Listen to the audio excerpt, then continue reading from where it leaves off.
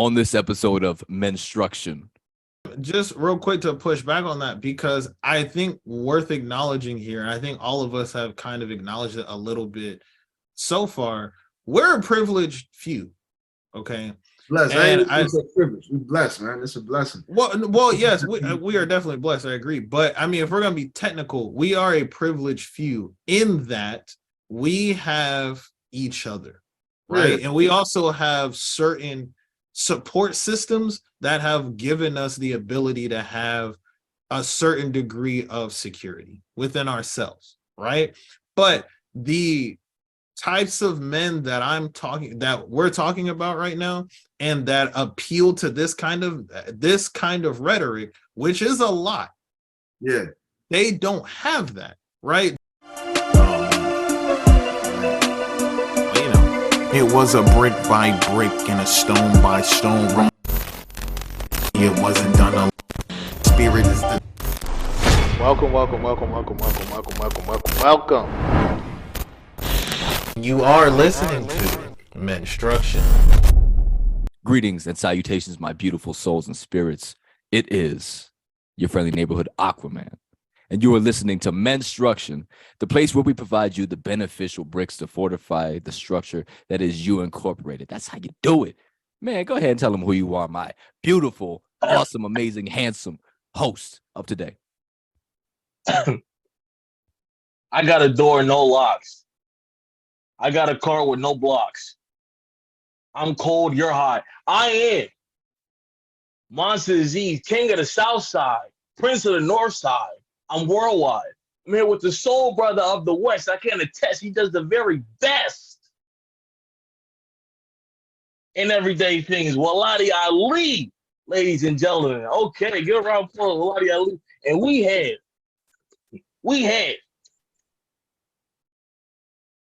have a very special guest. We've been gone for 72 months.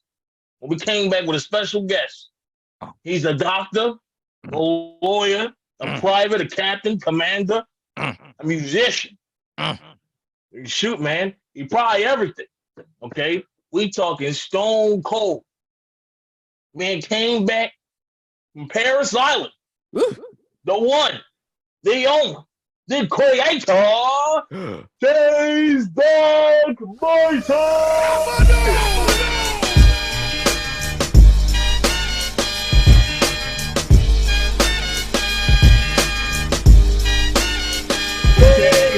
What up? Oh shit, it's crazy to be on the other side. Can I be honest? Being a guest on another platform is an amazing thing. Of course, I guess it's my platform. Am I technically a guest? I don't know. Like when Bill Gates walks into Microsoft HQ, does he get guest treatment, or is that his shit? I don't know. These are the questions. But listen, I'm back. Hey, and thank you for the grandiose introduction, as well as everything that you all have done in my absence. It has been a wonderful, wonderful thing.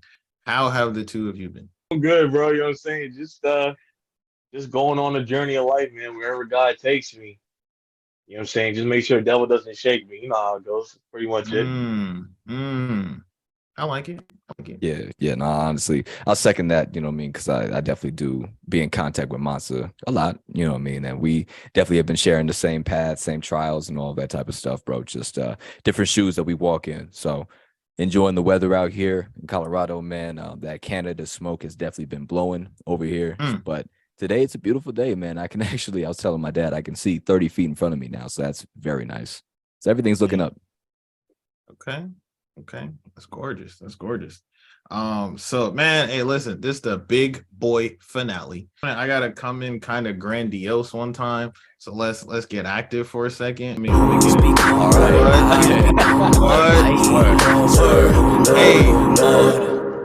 Yo, Hey, so run that back. yo, Hey, yo, son, run it back. go ahead. One for the cats out chasing they dreams, yeah. Two for the shorties, put your hands where I can see them, yeah. One for the cats out chasing they dreams, yeah. Two for the shorties, put your hands where I can see them. I'm a resurrected brother, check. Ain't no need to rush a check. Once you die so many times, ain't no surprise it's sudden death. Just a cut of butter rest. Love a man's another sex. Kept it cool at the breakup, shorty thought I had another chick. Man, I feel like I want to do my intro and be like, it's Black Velvet, listen to Men Structure, but y'all did that already. So you know what? Let's move forward because we got so many wonderful things to go over today. But hold up. Wait a minute. We got another twist. We have another guest in the house. That's right. That's right. My beautiful souls and spirits. We have a new builder to introduce into the Building space. Yes, sir. Here to build with us, brick by brick, stone by stone. We have the one, the only, the magical, the mystical, C to the 3D in the building. Talk to the people. C3D. Yeah, hey, I love this, bro. How y'all doing, man? Man, better you showed up, my brother. Man, yeah, I'm glad to be here, bro. Thank y'all for allowing me to be on your platform. Hey, man, it's been truthfully, it's been long overdue. It should have been a thing before, but I respect the fact that you are a celebrity in your own right. And so, you have so many things going on in a given 24-hour cycle. So I get it. That's all of us, man. That's all of us. Yeah. I get it. Well, hey, are you first of all, welcome, Seth. Glad that you're here. Welcome to the Men Structure platform. These two already know how it goes. They've been holding it down. So I don't even need to give them the rundown. So we got some hotness we gotta talk about. Let's get it. Let's get it. I love it. I love it. So, as has been the case from the inception of this platform, one of the major things has been to make sure that we discuss openly and productively all of the things, all of the major issues and concerns that are affecting and conflicting young men of today. And there are so many things. And I think a better way to sum it up, as I've had time to really think on it, has been the anti-manosphere, right? Fairly Odd Parents, they had the Crimson Chin and the Nega Chin. Well, you have the menstruction is the Nega Chin, okay, to the manosphere, right? And to the red pillars and all that, because while what is boldly, obviously apparent to me in every single instance is that men of our cohort are simply looking for guidance, right? They're looking for answers to the questions. They're looking for purpose. They're looking for understanding. And that's why they run to that space, right? But what comes with that is a lot of disingenuous nature, and there's a lot of negativity, and there's a lot of hatred, and there's even some touches of misogyny, right? So all of those things are actually serving against what we're supposed to be redefining for ourselves, what we're supposed to be. So that's how we find ourselves in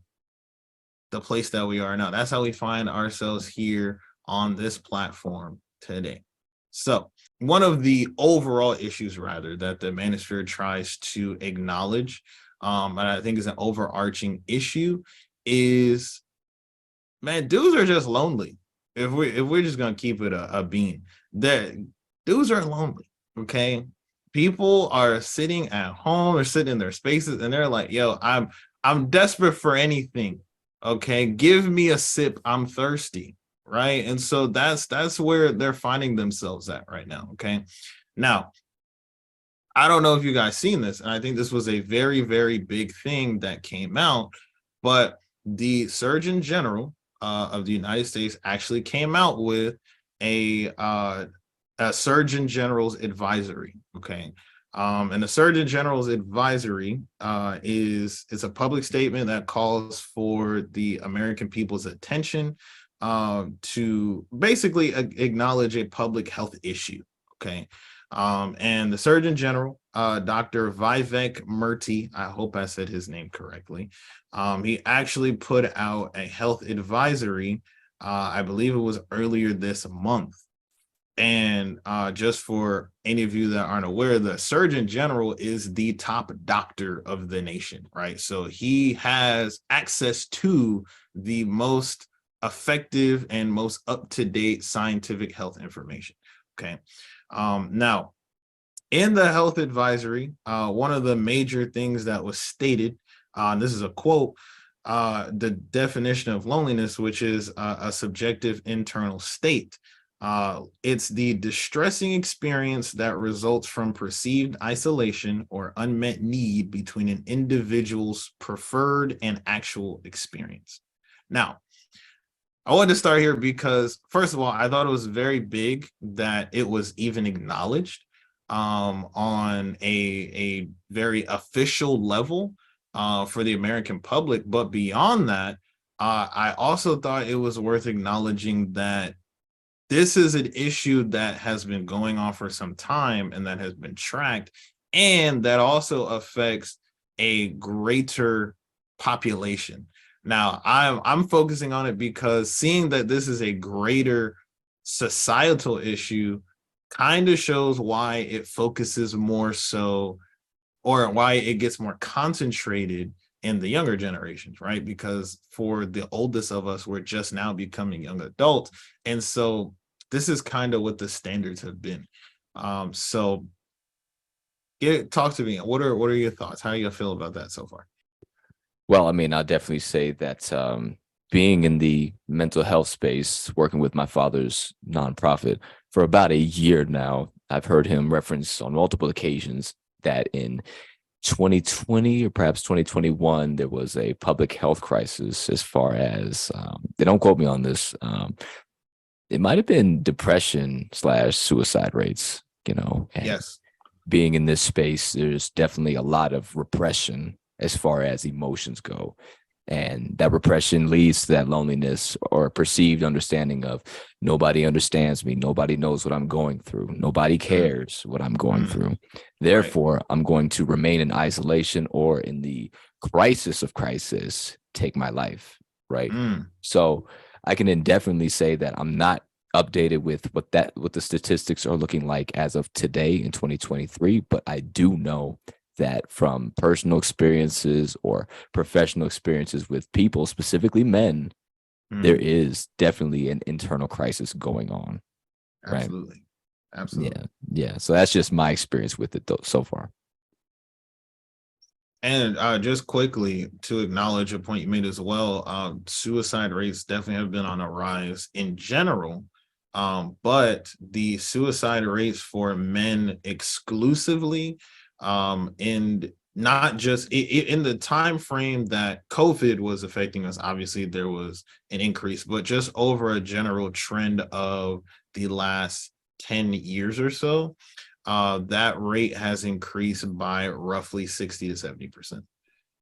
I was going to say, man, so we can acknowledge that is an issue, man. Because I'm definitely a solution-based type of dude, man. I don't, unless I'm in a space where somebody needs me to just listen, man, I'm usually in solve mode or solution mode. So with all of this in mind, what would we think are solutions or perhaps things that would, bring us out of this, right?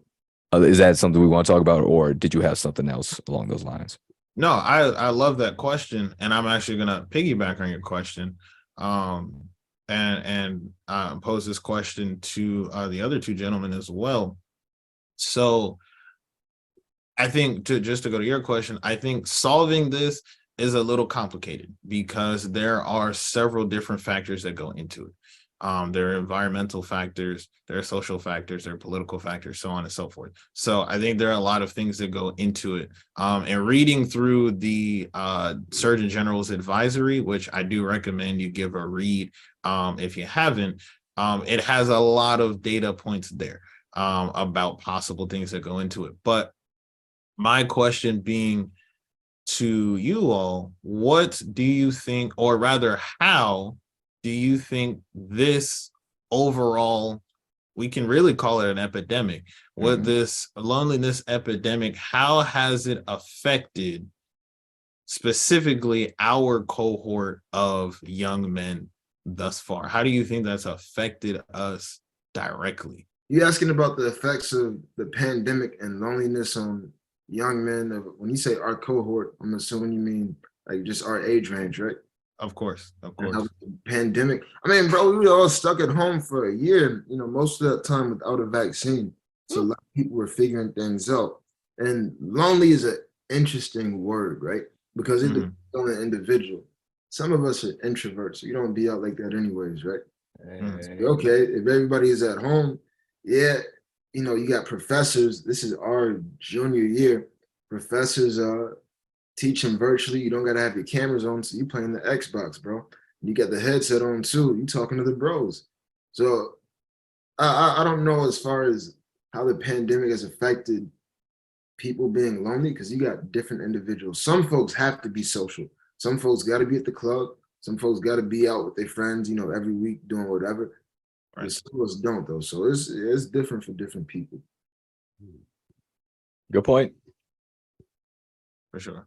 Now, good point, Shed. I mean, when it comes to Waladi and I, we talk about this a lot because I don't do too much, and I don't have any inkling to do anything either. I was like, anybody I really want to talk to is a phone call away, and I see them anyway, so I don't really want to go out my way to do things.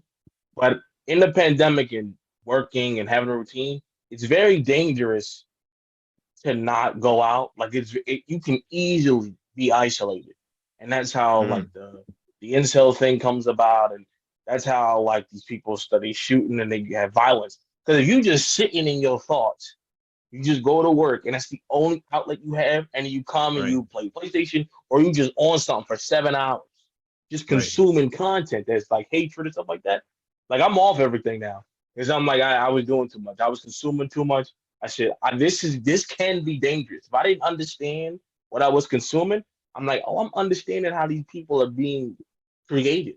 Like it's so dangerous when you just consume rhetoric and you talk to no one else that has a different opinion, and then you just are like, and then the first time you get rejected or something doesn't go your way, you become a supervillain because you don't have that access to humanity. And loneliness is described by yourself. Like, because, I realized I could be with people and be lonely. Like, I didn't understand what loneliness meant. I didn't understand the problems I had. So everybody needs to understand what loneliness is to you. You need to understand what problems you have and understand how to solve it. Now I know a PS5 is great. I talk to the homies here and there. I do this here and there. I'm fine. I don't need to do that stuff. But if you need to go out, then go out. If you don't need to go out, do other things. But you have to understand who you are. You have to understand what is your preferred thing and what's your actual thing, like you said in definition. And then you have to understand where that clashes. And I understand where that clashes. I'm dealing with that all the time. But if you want to acknowledge your problem, that's when it gets dangerous. Because if you're just in consuming, and you don't know what you're doing, that's when problems arise. That's when people start committing violent acts. They start getting hatred and stuff like that. And also, this whole loneliness thing, this whole relatable thing is exploitation. Because I mean, any popular thing is some form of exploitation, right? Food's exploiting your hunger. You have to pay for water, it's exploiting your thirst, right? So most businesses are exploitation, good or bad. So what a lot of this YouTube stuff is entertainment. They're exploiting people's loneliness or exploiting people's alienation and profiting off of that. With the 5 ways to do this, or 5 things to do this, or 6 ways to do that, and the thumbnails are all crazy, right? 6 million views, because people are like, "Oh, well, it's relatable." Like most of them folks don't know what they're talking about. They don't care about you, or they know that they can exploit you. So people need to recognize what is and what isn't, and then go from there. But they also need to start having good friends, because a lot of folks don't have good friends. Like we're lucky to have each other, and we feed off each other, and we're all humble. Like any of us could be like, "Well, I did this. I'm the most important person in the room." We wouldn't do that. But everybody has friends for real, and that's unfortunate because friends check you. Cassette walk in there like, yeah, I got to deal with Pepsi. I don't know if I need you guys Hey, anymore. We're like, why hey, you do yo, the Say, show on, bro? yo, Say, you come in there. Yo, I don't Say, know. I got to deal with Hey, Pepsi. I don't need you guys. hey, Hey, Say, we went to the same school. Hold on there, buddy. We was in the same Yeah, freshman class. Hold on there, buddy. right. hey, I don't Just know. saying, I don't know, man. I think Cedric did walk in here with that tight hoodie on purpose, bro. Honestly, man, he busting out that thing, bro. Oh, we joining? We joining? No, wait. Oh! Hey, hold on. Before, all right, before y'all get it started, I just want to say, and Lottie, I think you were in that conversation maybe, but I do recall a time where said you came through on it was a business call we were doing, and he came in. Remember, he had on a tank top with the arms out, and he was pumping like 40s or 50s. You remember that?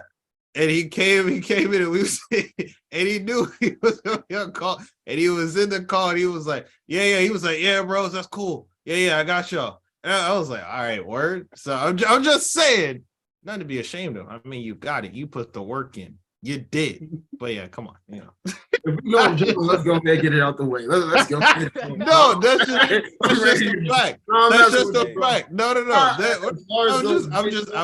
I'm just stating. You good, bro. As far as the weights go, though, dog, was that during the pandemic as well? That was like during our junior year. It might have been. That was probably like a year ago, maybe. Man, Yeah. look, you gotta get in where you fit in with it, bro. It's like shoot, throughout the day, I'm knowing. Look. Nah.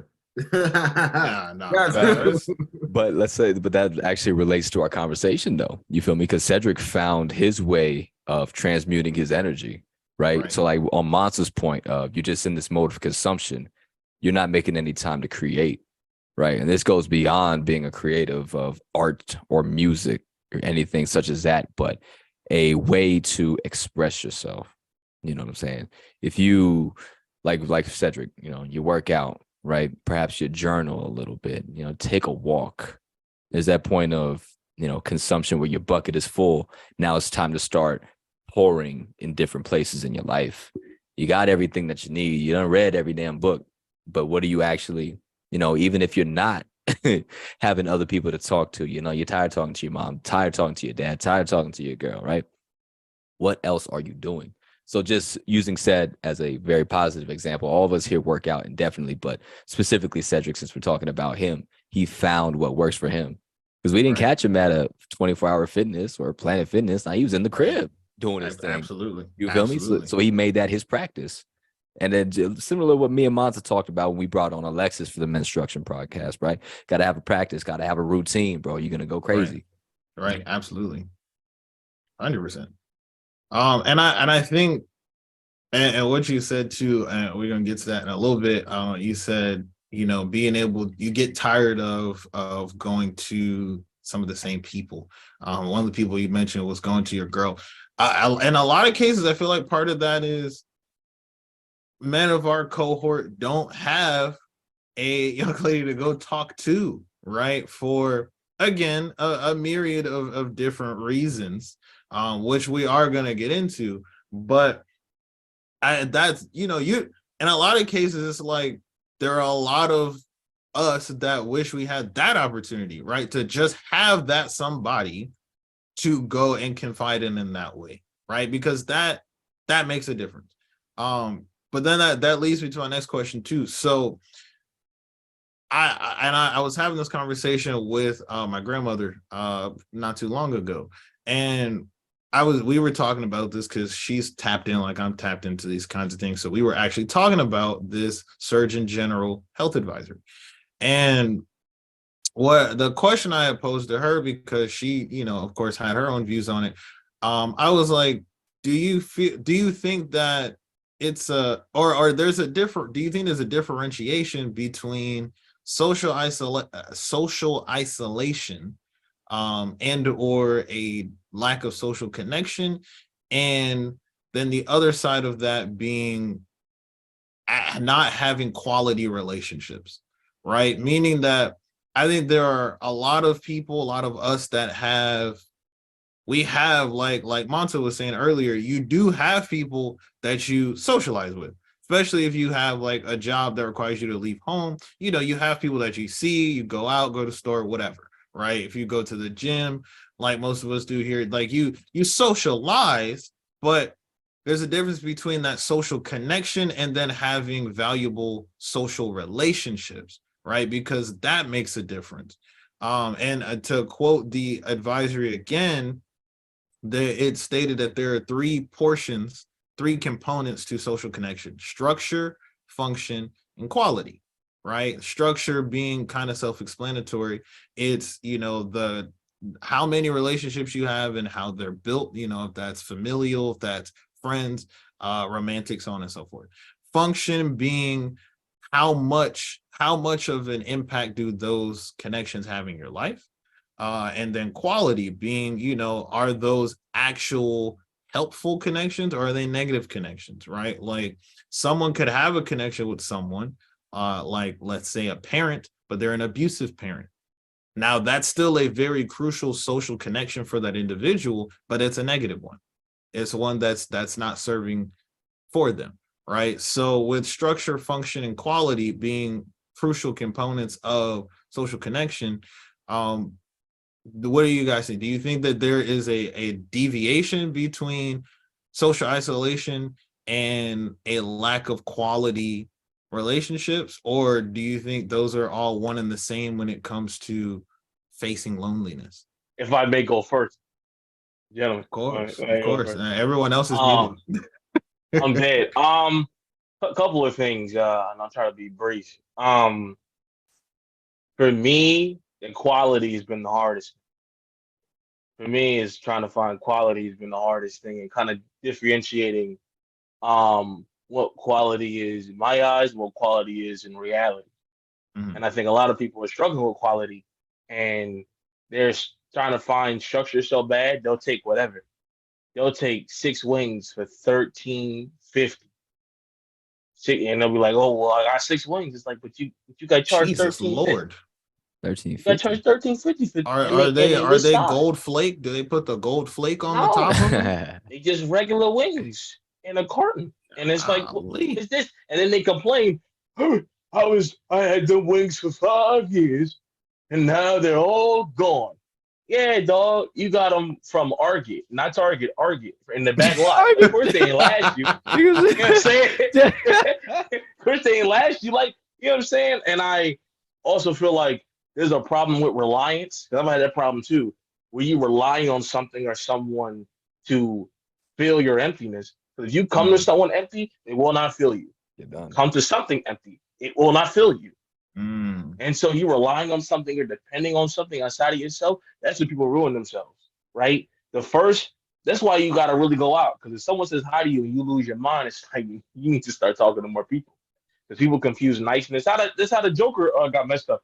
When he started hallucinating that Zazie Beetz was liking him, and then we realized at the end of the movie, it was like, nah, bro, Hey, you hey, weird, don't spoil bro. Hey. don't spoil the movie. Some people ain't seen that Don't yet. spoil the Oh yeah, 4-year-old three movie. three you're about to say, So, yeah. Don't some spoil the people 4-year-old haven't movie. seen that yet. Some people Someone ain't haven't seen the seen. 4-year-old movie. Yeah, I know Everyone's it's seen the 4 years Joker. old. Some people haven't seen Nah, that hey yet. bro, no. Hey, some I people You know gotta what I take already a mean? L, bro. Monster, I already told you about Chase, bro. You know what I mean, man. He No, still no, I hasn't. wasn't. Yeah, No. yeah, I yeah. wasn't talking about me. I've seen it. It was a great film, but I Oh, know people that have not.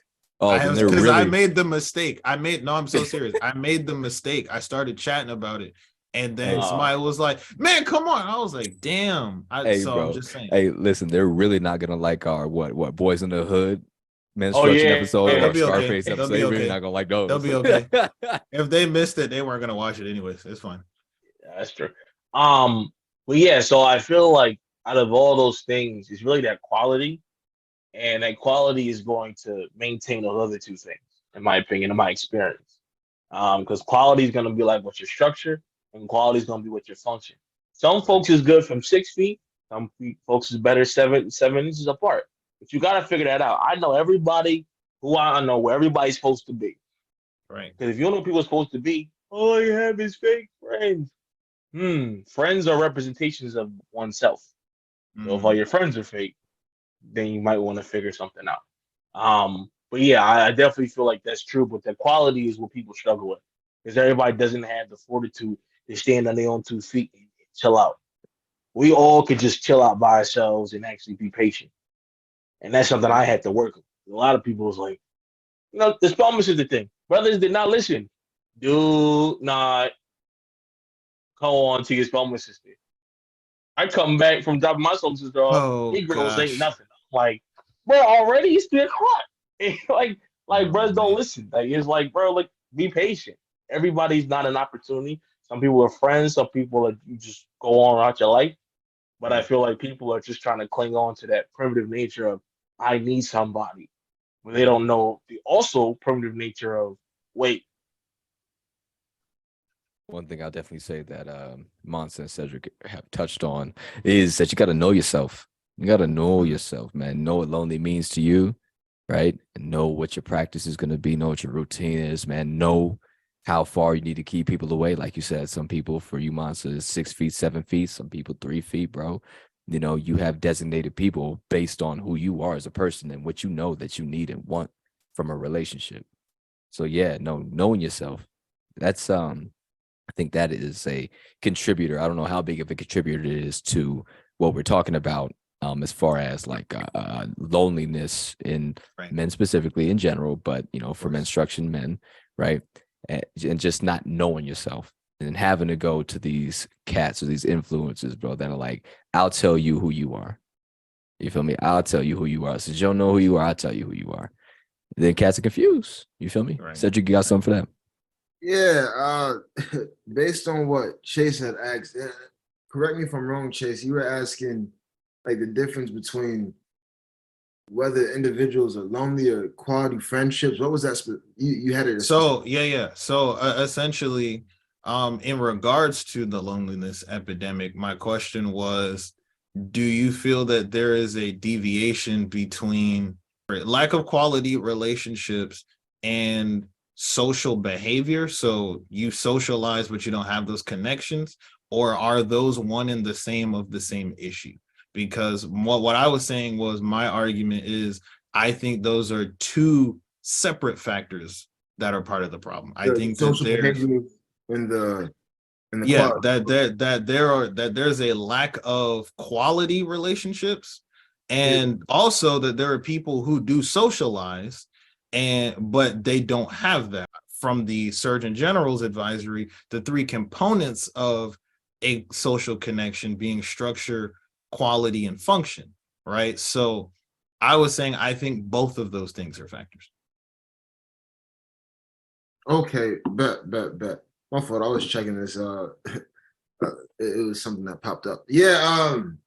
What I would say, bro, and even based off of what Mansa said as well about, man, you don't go into your Spelman sister.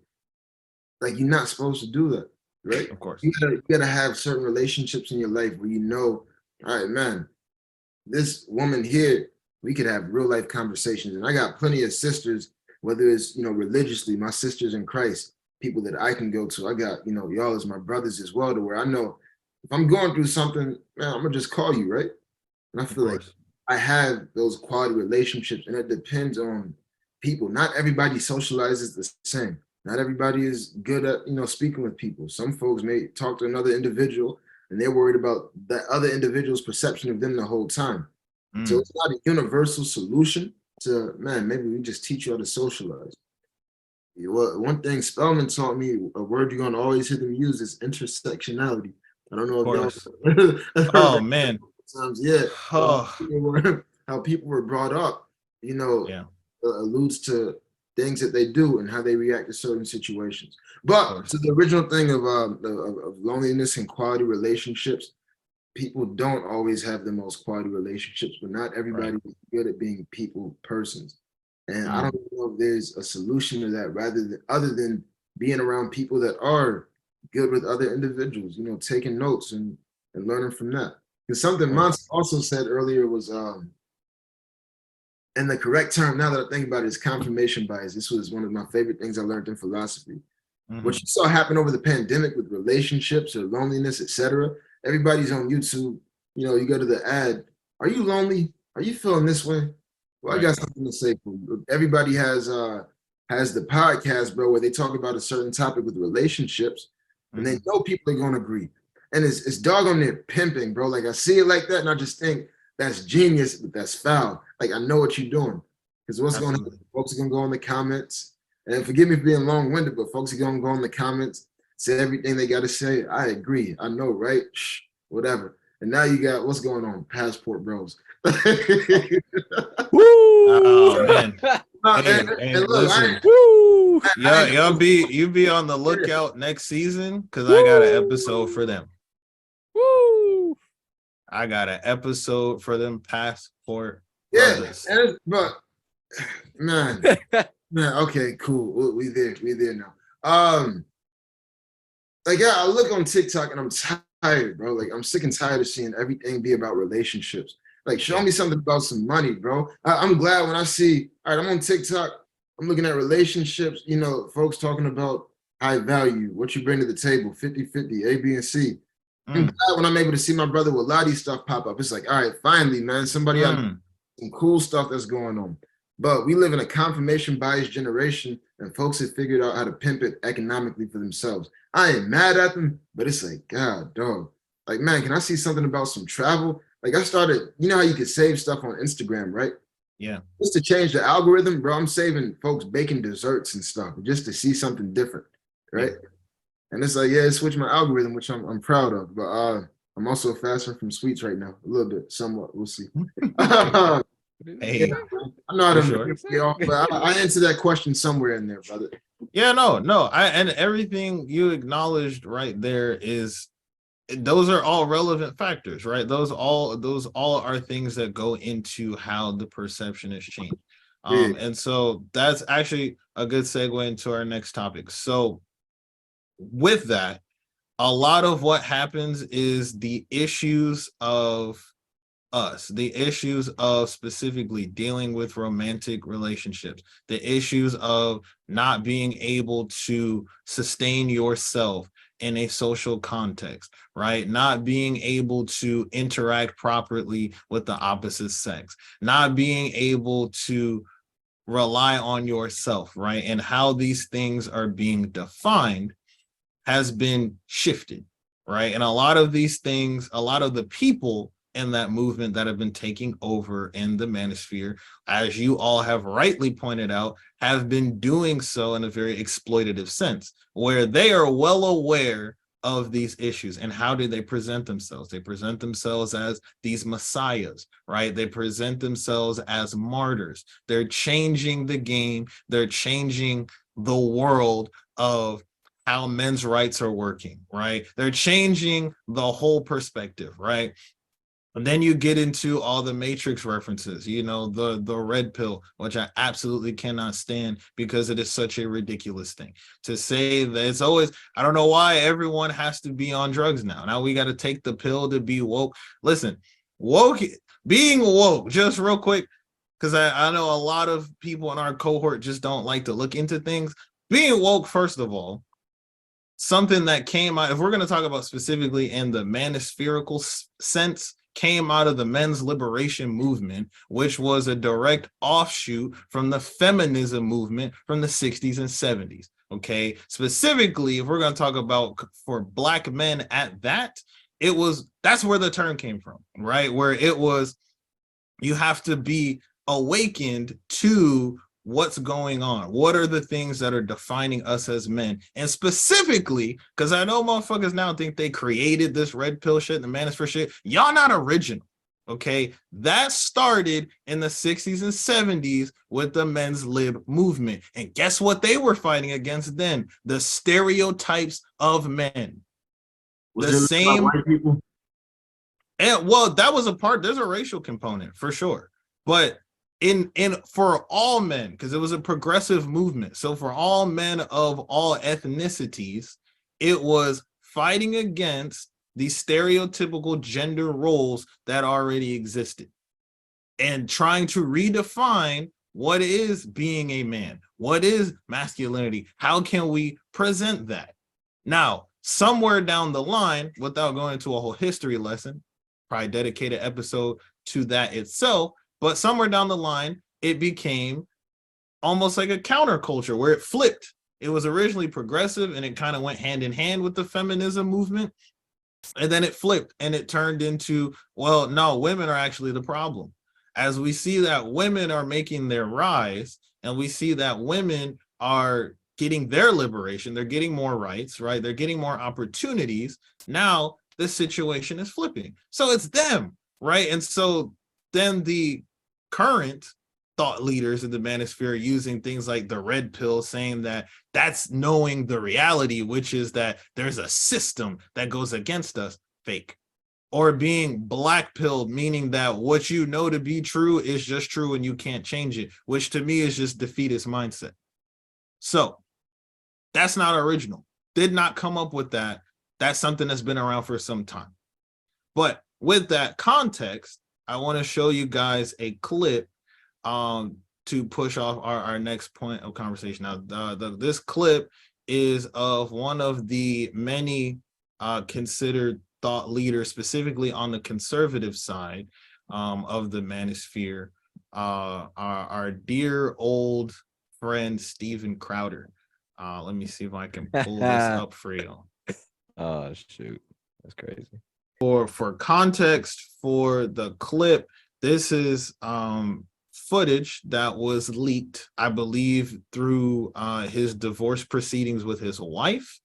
And what I want you all to pay attention to is how he speaks to his wife at the time. They weren't divorced, they were still married at this time. And also just the things that he's saying, what he's saying and how he's talking. And then keep in mind, this is someone who's considered a thought leader, one of the leaders of the manosphere movement. Feeling some constraints? Steven. Like I can't Steven. go. Listen to me. You want to walk out right now? Listen to me. I can't go to the gym. I can't go to my parents. I can't call my friends. I can't be home. You're gonna take the car and leave me here. Hillary, just think of how boxed in you've made me. What do you need me to pick up? I'll get it. I'll be back when I'm back. No, that doesn't work either. You'll be back when you're back. That doesn't work either. See, Do you understand the difference between my life being set to the second and you going, I'll be back when I'm back? Steven. And making it work. The only way out of this is discipline and respect. It's the only way out of it, or we're at an impasse. We are at an impasse. Good. Because you can't have any discipline or respect. Steven. Yeah. There you go. You throw your hand, you give up so easily. I don't give up, Steven. Hillary, Steven? you give up so easily. I I just said the only way out of this is discipline and respect. You said, then we're at an impasse. Steven, no, we are at an impasse, okay? I love you, but Steven, your abuse is sick. Your abuse Watch it. is sick. Watch it. Fucking watch it. I'm gonna let go. I'll get what you need me to get. And I need some space. We need to just talk and baby for a little bit, okay? I love you.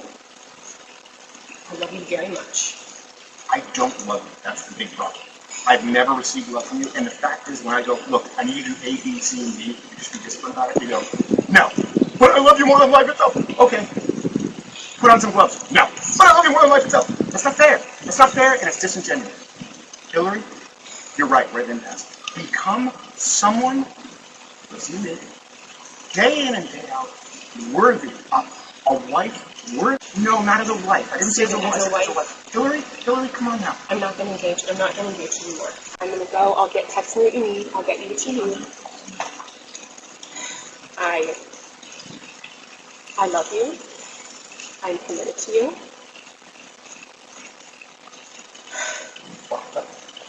Put on some gloves.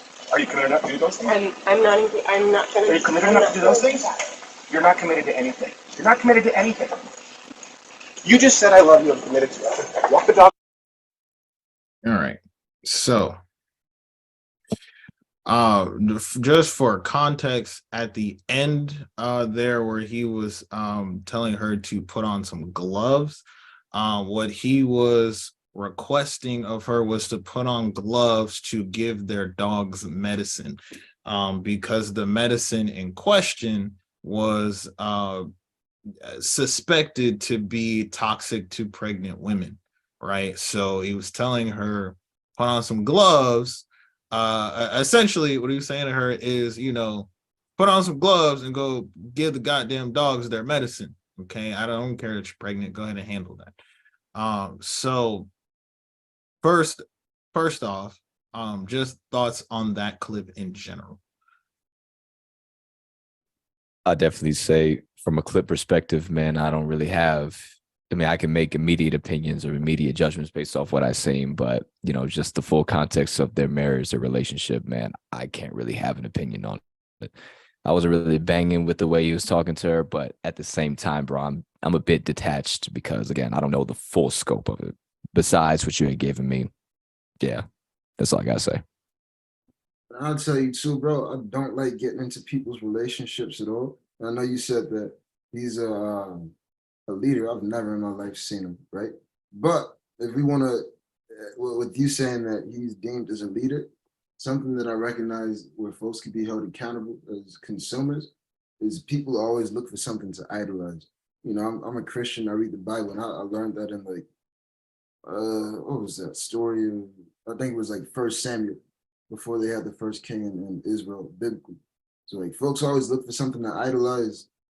And yeah, that's that. But as far as this relationship, I don't know him. I don't know their marriage.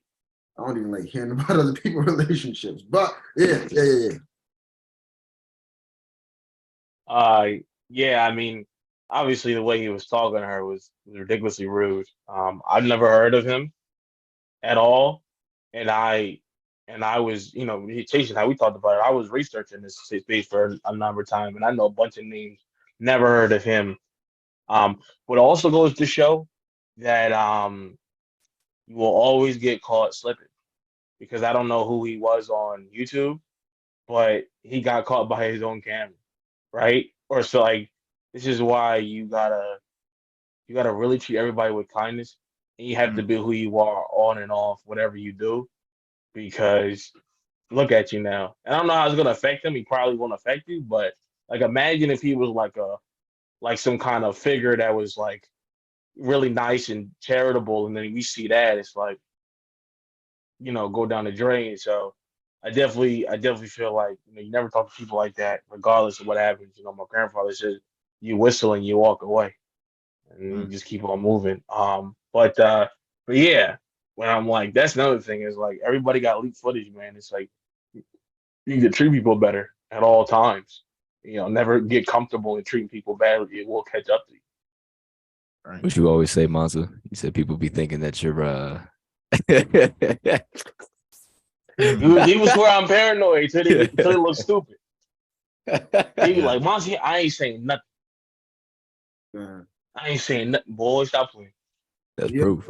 I see. So Chase, when you said conservative, you meant he's actually a writer for Fox News. So that's what that is. The reason that I bring this up and the reason that I show that to you all is so in case you're unfamiliar, I'm not going to give his whole abstract because again, we all have access to the internet, but Steven Crowder is a conservative pundit, and he has amassed his own audience. He has over 1 million on his YouTube channel. He has some other ventures and other businesses where his thing is, traditional norms, traditional gender roles, reasserting the dominance of man, anti-abortion, anti-trans, and then a lot of things that have appealed to a lot of the men searching for guidance within the manospherical space. And he has kind of developed some traction there because of a lot of the things that he has espoused in regards to marriage, in regards to relationships, in regards to sex and all of those kinds of things. So here, I feel that this is relevant for two major reasons. Because as one of you did rightly point out, I think that was you said that people look for these figureheads and these thought leaders, and he has been accepted as one in those conservative spaces. But the thing about it is, you see him, we just saw him in real time. Okay, that was him. That was the real him, not the character, not the person that those that are following see and believe, not the one who spouts the talking points that they love to hear and follow, but that's him. right? That's him at his home comfortably, with sitting in his chair with his cigar, with his ankle propped up on his knee, right? And he was speaking to his wife at the time, who I don't know if you can see in the clip, was pretty pregnant, like looking like pretty close to third trimester pregnant, and was not only disparaging her, berating her, but essentially was telling her, look, get your big pregnant ass up and go feed them goddamn dogs and handle that business while I sit here and puff on my cigar. Now, someone like that is the same person who has influence in these spaces and who is telling men of our cohort, regardless of your political leanings. Because I believe this is something that has to affect all of us, right? I'm not gonna get into left, right, either. I don't care about that. For me, here going over these things, it's because it affects all of us. Men of our cohort are listening to a man like that who treats his now ex-wife like that while she was carrying his child. When So you say I think cohort, bro, what do you mean? Because I probably just need more details. Because when you okay, yeah. So cohort basically just means of a similar group type, right? So when I say cohort, that just means I'm specifically referring to young men of our peer group, right? So specifically Gen Z males, right? That's what it. So when I say cohort, that's what that means. Yeah, that's the first thing. And then the second thing being, think about what it means overall for the movement as a whole. What it has to do with, again, for men looking for guidance, but also the darker side of that, why they're looking for guidance. Because a lot of men feel disillusioned, right? Because a lot of men are confused. They feel displaced. They feel unappreciated. They feel disrespected. And so instead of having a deeper conversation about masculinity, having a deeper conversation about how we can express ourselves differently as men, it comes out as aggression, right? And the way I look at it is, instead of expression, we choose aggression. Instead of having the conversation and let's get into, well, some men do this, but some men do this. That doesn't make you any less of a man. It instead becomes, no, a man is to be dominant. A man is to be in charge. A man is to be served. But look what the outcome of that is. That's at the expense of what? Women. That's at the expense of respect between the sexes. That's not something that we should be espousing or pushing forward, because that doesn't help us. In order to get better, it has to be coordinated. If women are developing rights, if they're being liberated, we also should be a part of that, because it's going to affect us too. We also should be making change because it affects us too. So that makes a difference in that sense. So with that context, my question being to you all in regards to how the manosphere takes effect and the kinds of things that it aims to target, what do you think, what issues that men of our cohort are dealing with do you think an individual like himself addresses, and where he finds some degree of popularity? One, so I know I asked you about the cohort, and thank you for explaining it well. I'd say folks that my peer group, individuals that I'm around, nobody knows them. We don't listen to them. Of course. And again, we're not looking for a leader. And that's where, when you say a lot of folks are looking for guidance, looking for individuals.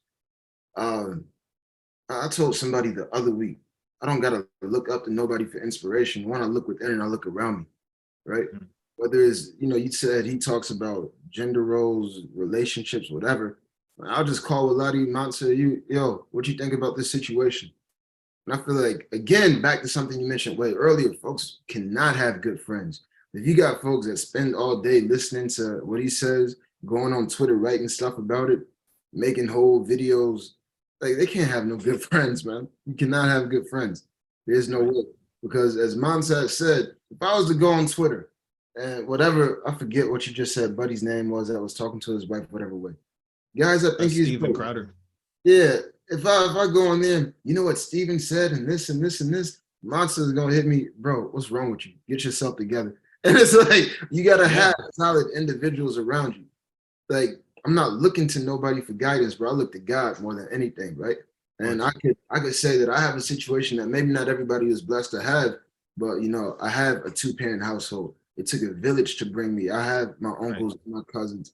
I would be in the barbershop. We talking about relationships. The way that folks do stuff on TikTok, we'll have precise conversations in the barbershop about it, bro. It's like, okay. But okay, let me just real quick to push back on that, because I think worth acknowledging here, and I think all of us have kind of acknowledged it a little bit so far. We're a privileged few, okay? Blessed. And it's a privilege. We're blessed, man. It's a blessing. Well, yes, we are definitely blessed. I agree. But I mean, if we're gonna be technical, we are a privileged few in that we have each other, right? Yeah. And we also have certain support systems that have given us the ability to have a certain degree of security within ourselves, right? But the types of men that we're talking about right now, and that appeal to this kind of rhetoric, which is a lot. Yeah, they don't have that, right? Just like, again, going back to the loneliness epidemic, those men don't have what we have. We have the ability to, we're all here, right? Because we all are able to connect and converse with each other to be able to create and organize things like this. So we can't call them our cohort then. We can't do that. We can't call them our peers or our cohort. They're not, okay. No, okay. Yeah. I definitely see where you're going with that. They're our cohort in that we are of the same time period. We all were born around the same time, and we all came up under the same social, political, cultural experiences. But not to say that we're going through the same thing. That's why I'm acknowledging the privilege part, because we didn't all go through the same thing, which is very true. I agree with you on that. But I'm saying we are privileged here to be able to say that. But I want to acknowledge and address majority of us, of our cohort, are not us. Especially if we're going to talk about those that are our color, right? They're not us. We have this. Most of them do not. There's no coincidence that millions of followers, millions of viewers, they're not, where are they coming from? It's not women. Women aren't watching that. It's not older men, because older men are doing other shit. They're building their own platforms. They're also exploiting us, right? So it's not the people that are giving people like him and these other figures in the manosphere that are propping them up is us. We're doing that because we are looking for that guidance, because we don't have these connections. We don't have this privilege where I can just pick up and call on someone I can rely on. We don't have connection. Again, the loneliness epidemic, the data is there. As I was sharing earlier, majority of our cohort don't have those connections. Right. Just in an empirical sense, right? So I'm sorry, Lai, I feel like you want to say something. Go ahead. It's just so we don't, loop over what we're saying. So yes, and definitely we have people in our cohort who are less fortunate, who have less opportunities than we do. Not, most likely don't have a father, somebody they cannot call, or any male figures or role models that are positive in their life that they can actually see and touch. So then the question definitely becomes, what then, right? And that's just what I'm thinking of, right? Just to simplify everything, right? For the sake of time, what then? Right. Oh, when you say what then, what are you asking? Right. So what do you mean by that? What then if we create this hypothetical avatar of somebody in our cohort, 22, handsome, right? But it's coming from a one-parent household, right? Most likely raised by their mother, right? Every male figure that they've had in their lives have abused them, perhaps, or something negative. They just had overall negative experiences with them, right? To where they don't have anybody to look up to, and they see somebody on the internet, right? Like Mansa and Cedric said, somebody that's exploitive, that exploit their problems or their issues and say, yo, come follow me, I'll tell you what to do. And at the end of the day, then they turn into said abuser, and they turn into said person that they didn't want to be without knowing it, because they're like, this is who this person said I need to be, so I can become the person I need to be. Right. And so, and in my mind, what immediately I thought about was, well, we should be the change that we want to see, as far as, and this is what I think, this is like an issue, right? We're like, okay, bet, so how about we start making videos about what would somebody should be, right? And how they can be positive, right? Because we're all great people in this, you know what I mean, in this call, we all got our own issues and all of that. So why don't we just make videos about how somebody could be better? But then it loops back into the cycle of, yes, we have great intentions. Yes, we're definitely different. But then it comes back to that video cycle of come to me for the answers, right? So I think a good place to start is, again, back to that knowledge of self, acknowledging what you need right now, where you are, who you are, what you're going to receive. Because even if we don't have opportunities, we all have the moment to breathe and say, where am I at in life right now? Does that make sense? Bro, Absolutely. so at our baccalaureate service last year, you just made me think about something, Waladi. You said individuals are always going to be looking for someone to come to for just anything, even if you said we were to make videos about whatever, right? And I want y'all's opinion on this. At our baccalaureate service, you remember we had somebody that graduated from Morehouse 25 years ago, and then we had somebody that graduated 50 years ago, and that was Dean Darden on that Saturday before graduation. The guy that graduated 25 years ago, African brother, I forget his name, but he looked at me and 2 or 3 other people, and he said, if you take care of your family and your children, you don't got to worry about what he's doing. If you do your job and take care of your family and your children, you don't got to worry about what he's doing. So, and how we talk about making videos, like that would be cool. But sometimes, bro, all we got to do is actually be a living example, and the attention is going to come towards you. So, for example, do you have and I'm not trying to, make anybody an idol, but let's just say some folks' favorite rappers, Kendrick or Cole, are they just making videos, laying things out about this is how you could be better? Or do you already have people that are going to idolize somebody anyway, looking for guidance, that's going to figure out, how can I be more like him? Don't know nothing about them because they do a great job of being private, which I love, bro. Again, introverted. But you just got to be a living example and take care of your family. Like sometimes we try to save everybody, which is fine. I understand. Everybody has their role.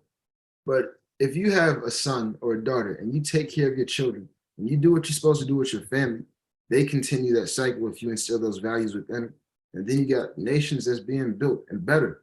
And that's how you change things. It's not going to be quick because, sometimes folks may think, all right, Black folks is doomed right now or the cohort is doomed.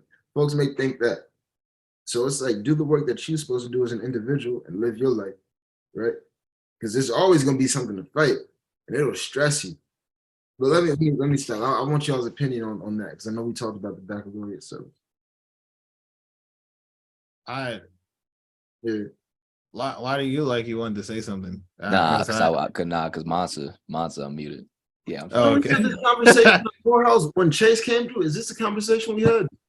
You remember? We had a similar conversation, okay, cool. Yeah. but it was pertaining to a different issue. Cool. All right, go ahead, Mansa. But To Chase, not to Chase was said the living example. So in Islam, right, and then in Christianity and Judaism, the prophets are living examples, right? They're the kind of examples people are following.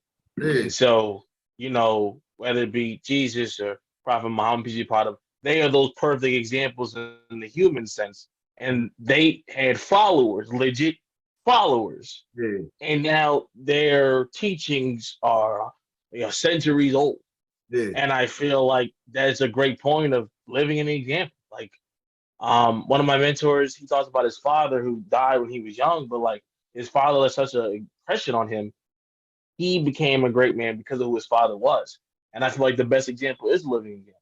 But I've gotten from the brothers in my community, my grandfather, my uncles, from you guys. And I feel like that is the best bet. And the best living examples are caught on camera. Malcolm never asked to be recorded. Martin never asked to be recorded. Marcus, Shirley Chisholm, like nobody asked to be recorded. But they happened to be recorded because they were out doing their thing. So I do feel like if we're actively out doing our thing, we'll be recorded and be remembered and be an example, a good one, God willing. I definitely believe that that living example is that best example because it lasts the test of time. For sure. And I just I want to push back a little bit on what you said in that I definitely agree with you and you as well, Mansa, that there is something to be said about living that truth, right? You have to embody it for it to be. You have to absorb that to be that example so that other people can see what that's like. And also so that you can embody that in your own life. I agree 100% with that. But also, as I think both of you have acknowledged, in order for that to happen, you do have to have examples set, right? There have to be people who are those, as I'm deeming them, thought leaders in this case, who set that example, who demonstrate so that you have a point of reference, right? Just like Mansa just acknowledged in regards to biblical examples, where you quite literally had people and they had disciples, which were their followers. It's not to give anybody God status here, but a lot of these thought leaders in this space are the same kind of people. They are their own messiahs and their followers are their disciples, right? The reason that I feel like it's worth acknowledging and why I feel we have to push back on it is because if you're gonna be leading large groups of people, especially people that are my brethren, I want us to be led in the right direction for something that's gonna benefit us. So going with that, I agree with you. Yes, you do have to embody that. But how do you know what you should be embodying if you don't have that proper point of reference? If you don't have someone who's expressing that kind of masculinity, who's expressing that there are different ways to do it, you have to have that. And that's why you see people in our peer group are going to people like Steven Crowder. They're going to people like Andrew Tate. They're going to people like Sneeko. They're going to people like Hafiz. They're going to these people because they believe that they are the embodiment and they are the example and they express for them what they feel like they can express. Matter of fact, let me real quick. I just want to give you a quote as well from this from the University of Chicago Lab High School. She's a parent, Dr. Elizabeth Keefe.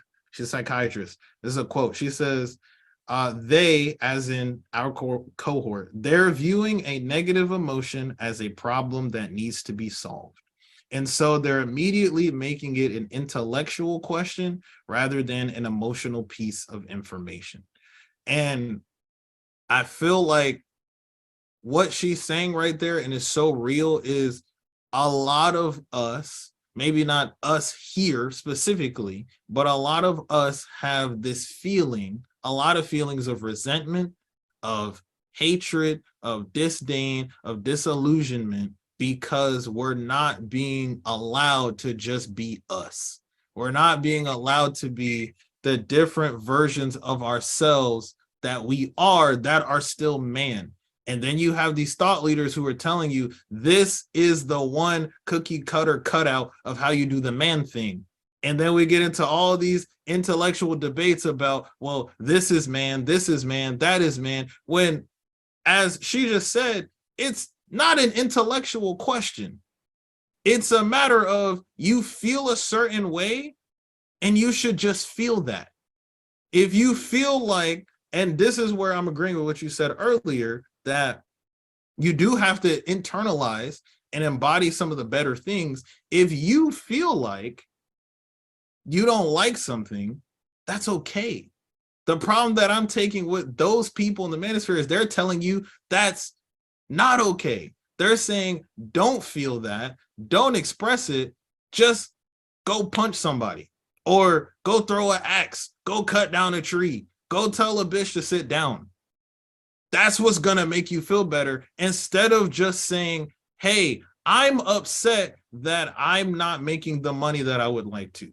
I'm upset that I feel like when I step into a workplace, I'm enemy number one because I'm just male, right? I'm upset because I can't comfortably go down the street without feeling like someone's going to look at me as a threat. I'm upset because I feel like I can't trust law enforcement officers who are supposed to protect me, but they might be the ones going against me. Mm-hmm. It's okay to feel those things. Yeah. The issues themselves are not okay, and those should be debated. But it's okay to feel that way. You need to express that and let it be, but also have the freedom to express that. And that's where I feel like now, and has been going on for some time, this issue is devolving, where now you're seeing, I think it was you said that acknowledged it earlier, where you're seeing these killings, right? People are just going out and doing crazy stuff and taking people out for no one knows what reason. There is all this anger, there's all this depression, there's all this anxiety, so on and so forth, because you can't just feel when you need to just feel, right? So I want to move on to the next topic, but before, I want to close with this.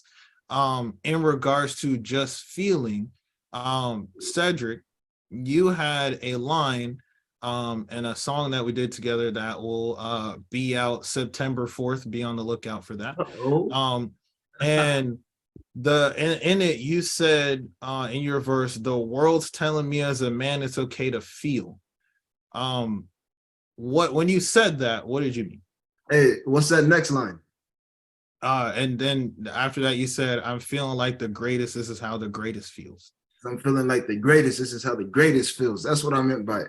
So the world, which is cool. I wasn't taking the issue. Of course, you know, people, I guess is movements or so to where with masculinity or being man, people just want to tell you it's okay to feel, which is needed, right?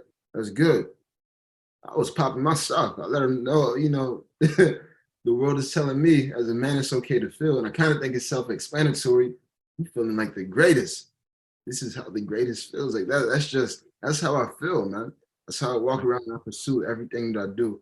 And that wasn't meant to be like some you know, whether it's political or whatever. It's like I was just popping my stuff, bro, in a very arrogant way, which I stand on. Yeah,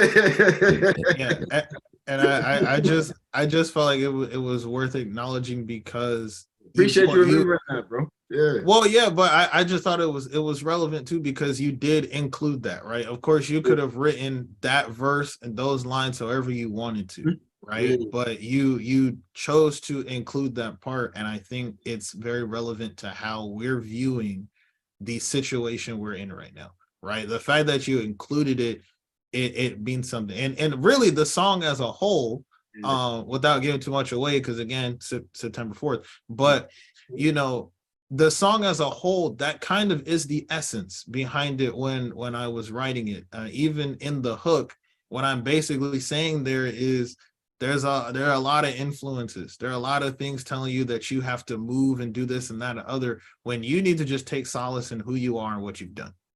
And you need to take a moment and just breathe and accept that you are the man that you are and be good with that. I have a thought on that, but Waladi, I feel like you've been wanting to say something for a second. Am I wrong? I think so. Thanks. Go ahead. So, yes. So, appreciate you. So, yeah, what I wanted to say, man, upon closing, just real quick as well, from what Cedric had to say, man, just we can move forward, is that what I noticed about the manosphere is that usually it's like a self-confidence or something at the expense of somebody else. You know what I mean? So, like what Chase had said, man, for the specific point of telling the bitch to sit down, right? You know, I'm exuding my dominance or my confidence over you. Right. But true self-confidence doesn't need to be explained, doesn't need to be expressed. And at the same time, again, it is not at the expense of somebody. Right.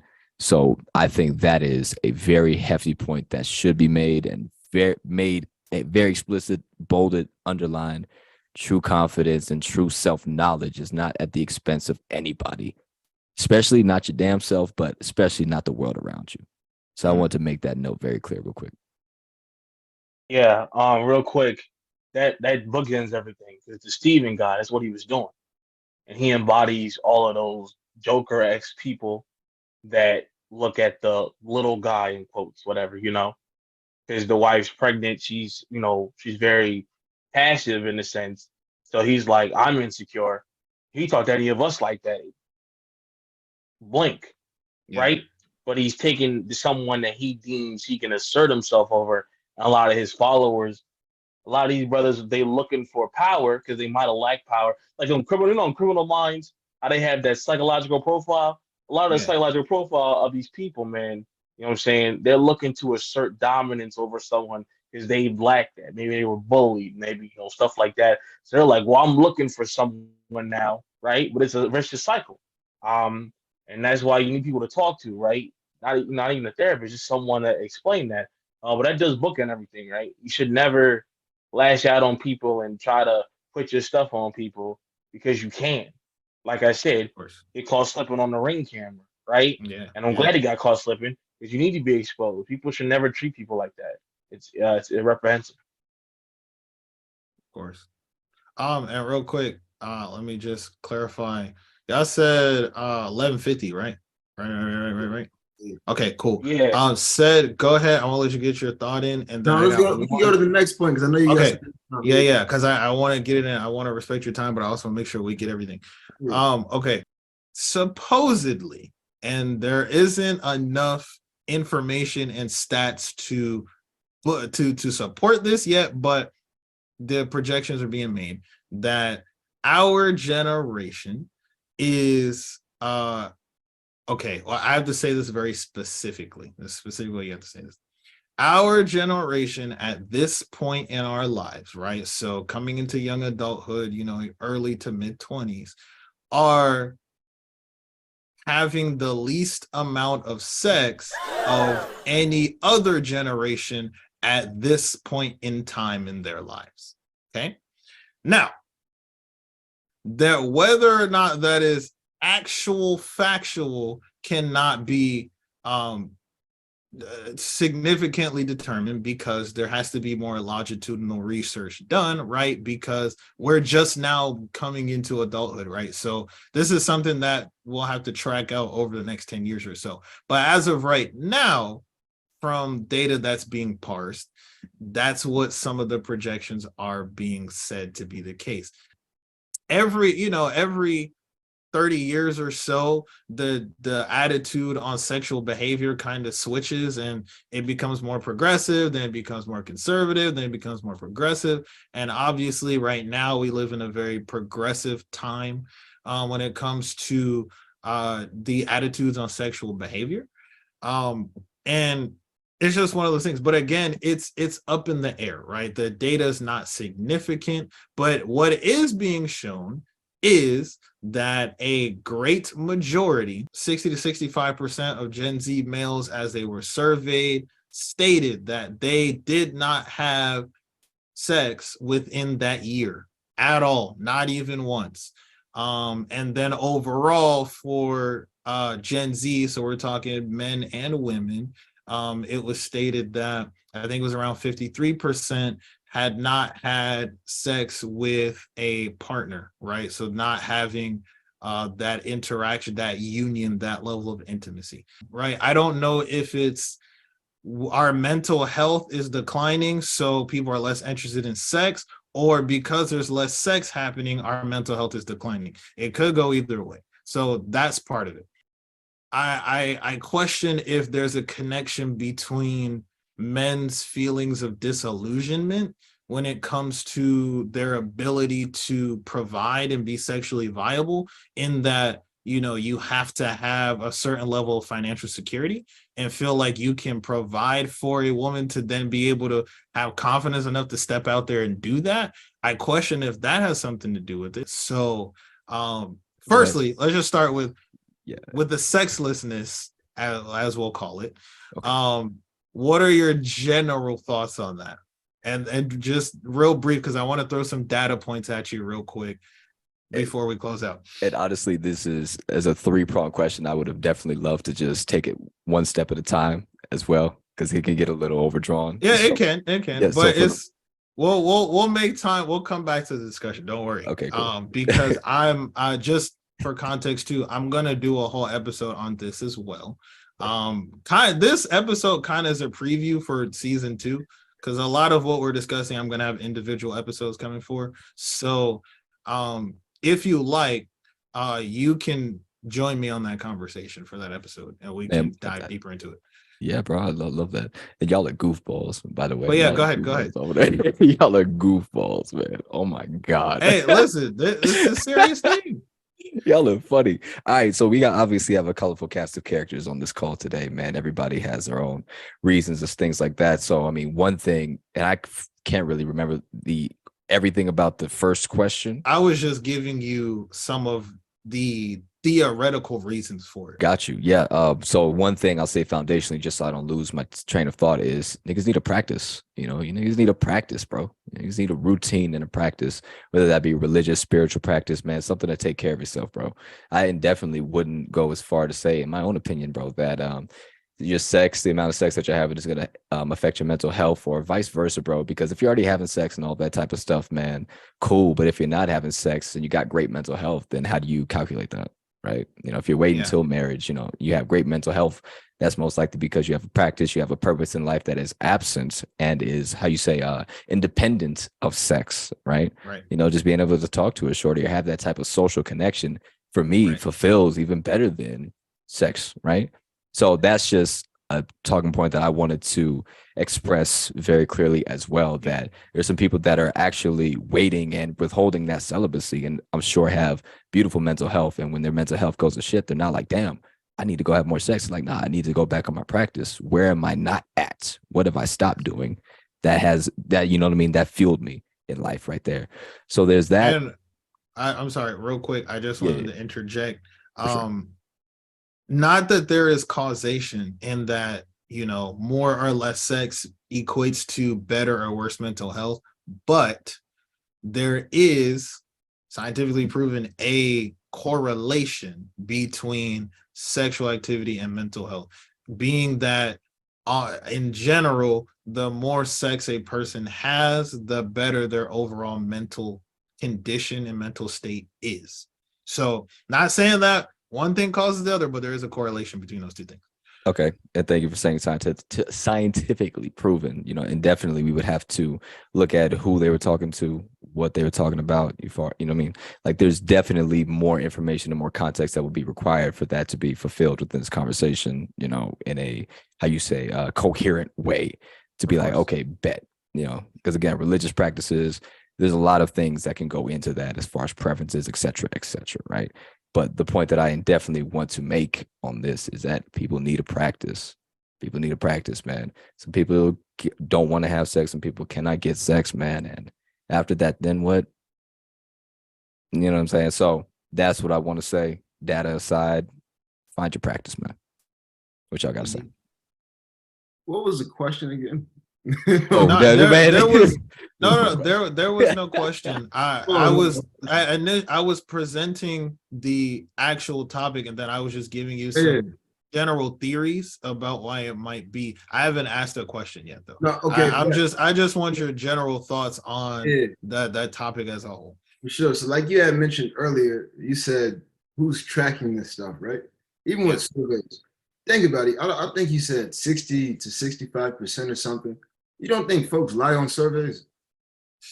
Sure. Like, no, I'm saying, especially bro, I had so much sex. Some folks say they got that from the doctor's office or something, right? People go to the doctor's office, and the doctor asks, all right, are you having sex? And somebody has their mama or grandma right there. You think they're finna tell the truth? Right. Like, yeah, so I don't know about the statistics. And taking sex isn't even the main thing. Some dudes just need to learn how to talk to girls. Bro said they try. Oh my gosh. Yeah, some dudes need to learn how to talk to girls. And something my grandmother tells me is said, you got to have different women in your life for different purposes. And that's not always romantic and sexual. Like I said, I got my sisters in Christ that have no issues at all checking me, said, get your stuff together, said you ain't came to church with us in a minute, said the way you think about this is wrong. And man, shoot, I was being at Morehouse for 4 years. Tell me a Spelmanite or a woman from Clark has not told you anything to try to check you in any way, shape, or form.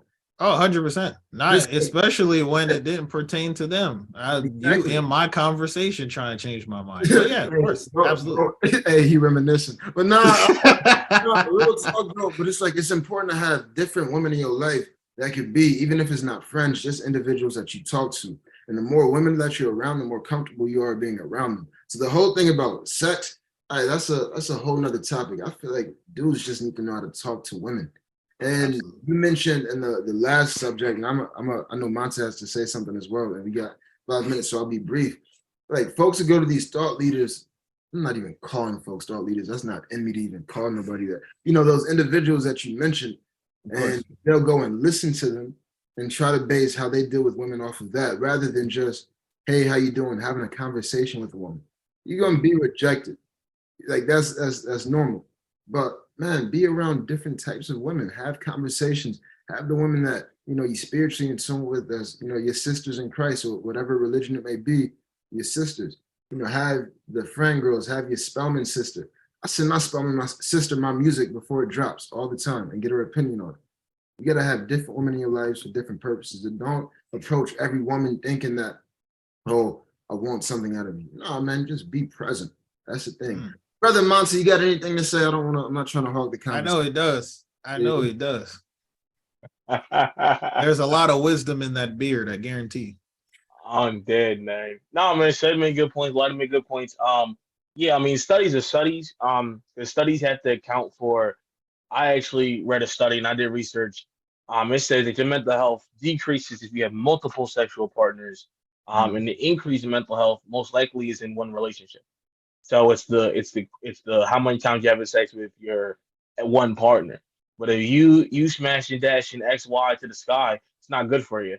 I know homies that was in the game too long and they just like, bruh, like both men and women, they in the game too long, then they ready to settle down, right? That's the whole romantic comedy plot, is that you was out there doing everything, and I was like, where's Miss Right, and also you got to factor in all these other aspects, like a lot of say religion and stuff like that. But at the end of the day, I mean, yeah, anything your pleasure centers is gonna be a good and a bad thing. But I feel like Waladi said, you got to find purpose and stuff like that, right? So me, I'm waiting to exhale, I guess. I don't know, but I am waiting because that I swore an oath. So for me, I have other things to do, and realizing that sex has its place, but you live in a society that tries to sell you it every 30 seconds in any way, shape, or form. And so you have this thing where sex is really less important than it used to be. I mean, it used to be like, oh shit, you had sex where? Like you lying to people. Like where you have it? Simba had a great joke. But yeah, I feel like studies are studies, but it really comes down to what are your values and how do you balance out everything, right? And I feel like everything should be cherished according to what you do. So for me, like sex is important, giving the energy to someone is important. Uh, and I haven't found anybody yet. I'm not rushing to do it. And I also feel like you could do anything pleasure center in regards to mental health. That might not be good for you. You can't I forget what it's called in your brain or whatever. But the stuff Dopamine. I don't know. Dopamine. What? Yeah. Anything that dopamine related is going help you out, but you gotta be careful with that. Because we see that people react very negatively in withdrawals of that dopamine, especially when it comes to sex. So be careful, protect your neck, protect yourself. Um, and if it's better to choose no a couple of times to get a good yes than say yes all the time, and then you don't know what a good no is. And I'll close out with this. If you worship man, they will always fail you. You worship God, you always know what to do. Yeah, and of course, outside of a religious and spiritual context for our people out there, just that was loud. So I definitely do understand that, but indefinitely, we're all very flawed. So idolization of anything realistically that you can see, feel, touch, hear, smell, taste is not a very good idea, essentially. Yeah. I personally, my personal opinion, I don't really think that if that this is even a true issue, I don't think it's a problem. Number one. And then secondly, I think there are so many different factors that could go into that, some of which I listed for you before, possible variables. But I think, yeah, as you all pointed out, there's been that sacredness of sex, if that even is a thing anymore. It's not really presented. It's not really special. It's something that's constantly being advertised and pushed forward. That's something we've seen our whole lives. And again, there are so many other things to focus on, right? We're worried about other things too, I feel like, in a way that previous generations weren't necessarily. A lot of the things that we spoke about here today, that's what we talked about. You know what I mean? We talked about we have to deal with a fucking actual loneliness epidemic. We got to deal with that. We have to deal with people leading us in each and every direction that's not always, the most honest thing. We have to deal with different kinds of biases and hatred and liberation. And now you got a liberation of, different communities. And these are things that we're dealing with, right? That we have to shoulder. And so that's just, I think that our priorities could be a little different too. You don't have to put so much emphasis on sex, because that kind of physical intimacy, just not top priority. And again, we have alternatives now. Not saying that the alternatives will ever replace the real thing, but you can source a lot of different kinds of intimacy in other ways now too. So they're just options, right? So I think there's just a lot of factors that go into it, but I think it also encompasses all of the issues that we did discuss today. But gentlemen, I thank you for being present. I thank you for engaging with this conversation, and also just for everything that you have done up until this point. All of the love, all of the support, especially you, Mansa, for holding down the ship and taking up the reins. It's not every day that somebody throws you the keys to the Bentley and says, hey, I need you to take this across the country, and so Damn, I was there too. Yes. It's not about you, Waladi. This wasn't a you moment. Right. Why you dip in like that? Like, I was doing individual appreciations. Relax. but seriously, I greatly appreciate all that you have done. Absolutely, man. Nah, man, it's been a pleasure. Good to see all of y'all. I know we're gonna kick everything off. I know everybody's got their stuff going this year.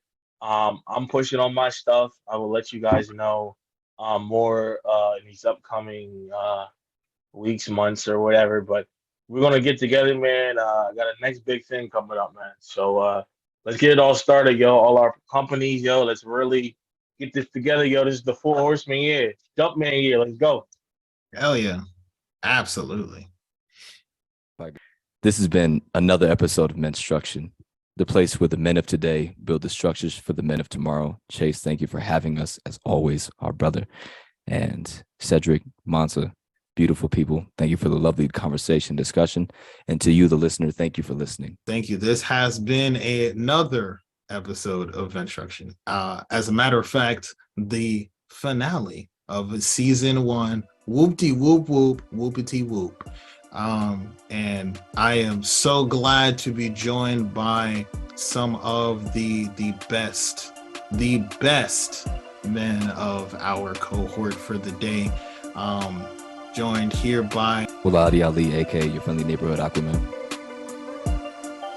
Mansa, last name, mind your business. Hey, beautiful, and it has been wonderful. The sky's the limit. We will see all of y'all in season 2.